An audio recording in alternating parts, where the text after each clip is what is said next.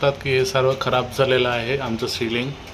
तर त्याच्यावर आता आम्ही नवीन आलेली ॲक्रेलिक शीट सेल्फ ॲडिसिव्ह लावायचं ट्राय करतोय। बघूया मग नंतर रिझल्ट कसा भेटतो। दोनच्या ॲक्रेलिक शीट आपण आणलेल्या आहेत, त्याची कॉस्ट आपल्याला 100 रुपयाला एक पडते।